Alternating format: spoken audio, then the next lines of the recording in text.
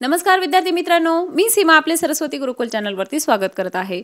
आज आपण इयत्ता 7वी विषय नागरिक शास्त्र यातील 5वा पाठ मूलभूत हक्क भाग 2 या पाठाचा आज आपण स्वाध्याय बघणार आहोत. तर मूलभूत हक्क भाग 1 याचा देखील व्हिडिओ अपलोड झालेला आहे, ते देखील तुम्ही चेक करा.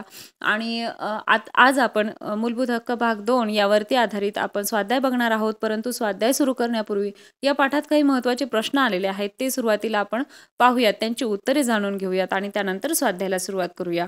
तर या व्हिडिओला सुरुवात करण्यापूर्वी तुम्हाला एक गोष्ट सांगायची आहे की आपल्या चॅनलवरती सर्व विषयांचे व्हिडिओ अपलोड झालेले आहेत. त्याचबरोबर निबंध, पत्रलेखन, विविध विषयांवरती भाषणे यांचे देखील व्हिडिओ अपलोड झालेले आहेत, ते देखील तुम्ही एकदा चेक करून घ्या.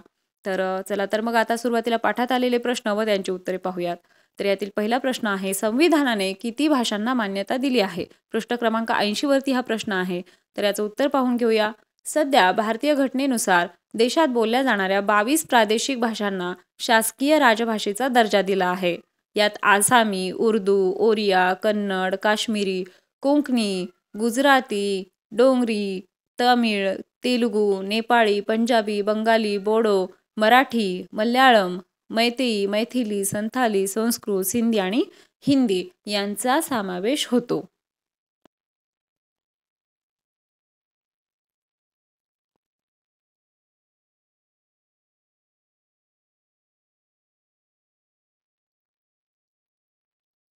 दुसरा प्रश्न आहे, मराठी भाषेच्या संवर्धनासाठी महाराष्ट्र शासनाने कोणत्या संस्था निर्माण केल्या आहेत?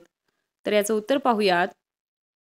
1. राज्य मराठी विकास संस्था ही मराठी भाषेच्या विकासाकरता प्रयत्न करणारी महाराष्ट्र शासन पुरस्कृत संस्था आहे. त्याचबरोबर 2. मराठी भाषा केंद्र, 3. मराठी अभ्यास परिषद, 4. मराठी भाषा संरक्षण व विकास संस्था इत्यादी संस्था महाराष्ट्र शासनाने मराठी भाषेच्या संवर्धनासाठी स्थापन केलेल्या आहेत.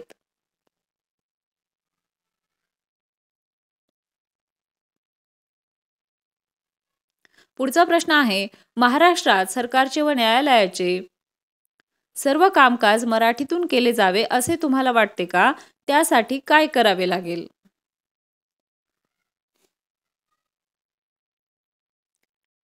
तर याचं उत्तर बघूयात. मी वरील बाबीशी सहमत आहे, कारण भारत हा विविधतापूर्ण देश आहे. यात अनेक जाती, धर्म आणि भाषा बोलल्या जातात. तसेच आजकालचे सर्व व्यवहार हे इंग्रजी भाषेतून चालतात. मग ते पत्र असो वा कोणतेही कार्यालयीन दस्तावेज, ते इंग्रजीतच असतं. यामुळे आपली मराठी भाषा ही दिवसेंदिवस लोप पावत आहे. तिला टिकवून ठेवण्यासाठी आपल्याला तिचा दैनंदिन जीवनात वापर करायला हवा. त्याचबरोबर तिचा वापर हा कार्यालयीन कामासाठी सुद्धा केला जावा. तर आतापर्यंत आपण पाठात आलेले प्रश्न व त्यांची उत्तरे बघितली. आता आपण स्वाध्यायाला सुरुवात करूया.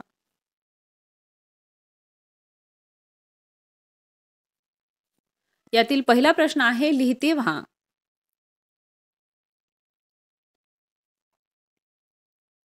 यामध्ये 1. धार्मिक कर लादण्यास संविधान प्रतिबंध करते.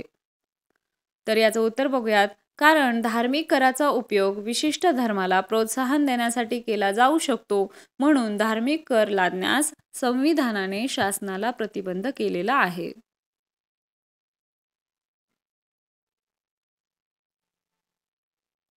2. संविधानात्मक उपाययोजनांचा हक्क म्हणजे काय? याचं उत्तर आहे, संविधानाने दिलेल्या मूलभूत हक्कांचा भंग झाल्यास नागरिकांना न्यायालयात त्याविरुद्ध दाद मागण्याचा जो हक्क असतो त्यालाच संविधानात्मक उपयोजनांचा हक्क असे म्हणतात.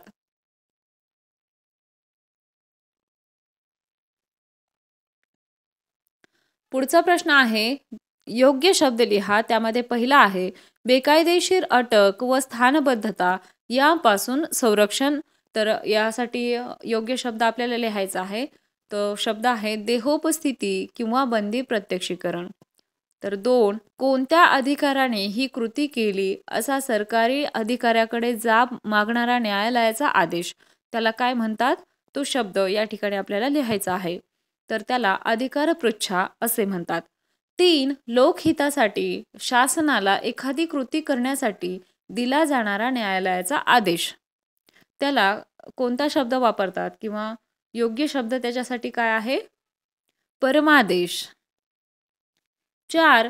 कनिष्ठ न्यायालयाने आपल्या अधिकार क्षेत्राच्या पलीकडे न जाण्याविषयीचा आदेश. तर त्यासाठी आपल्याला योग्य शब्द लिहायचा आहे. तर तो शब्द आहे मनाई हुकूम किंवा प्रतिषेध.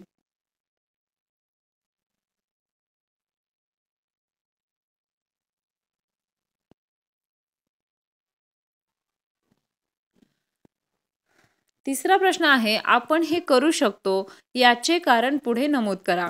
तर त्यातील पहिला प्रश्न आहे, सर्व भारतीय नागरिकांना सगळे सण आनंदाने साजरे करता येतात. कारण याचं उत्तर आहे 1. भारतीय संविधानाने भारतीय नागरिकांना सांस्कृतिक अधिकार दिलेले आहेत. 2. सण समारंभ हा लोकजीवनाच्या संस्कृतीचा एक भाग आहे. 3.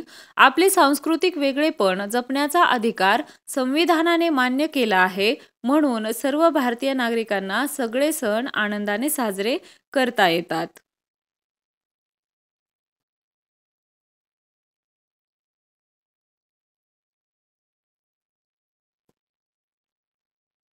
दुसरा प्रश्न आहे, मला मराठी भाषेतून शिक्षण घेता येते कारण 1. भारतीय संविधानाने नागरिकांना शैक्षणिक अधिकार दिला आहे.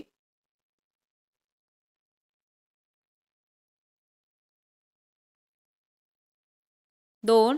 या अधिकारानुसार नागरिकाला आपली भाषा, लिपी, साहित्य यांचे जतन करता येते.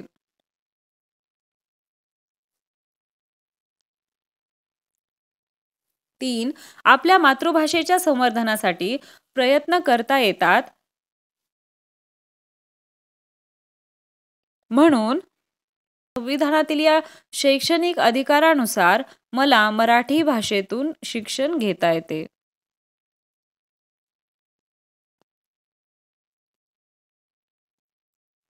चौथा प्रश्न आहे, रिकाम्या जागी कोणता शब्द लिहावा बरे? त्यामध्ये 1. हक्कभंगासंबंधीची आपली तक्रार रिकामी जागा विचारात घेते. तर रिकाम्या जागी कोणता शब्द येईल? न्यायालय. हक्कभंगासंबंधीची आपली तक्रार न्यायालय विचारात घेते.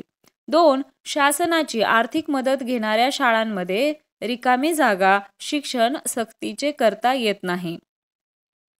तर रिकाम्या जागी कोणता शब्द येईल? धार्मिक.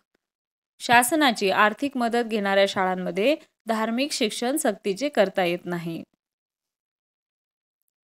आलं लक्षात? आशा आहे तुम्हाला सर्व प्रश्नांची उत्तरे समजली असतील.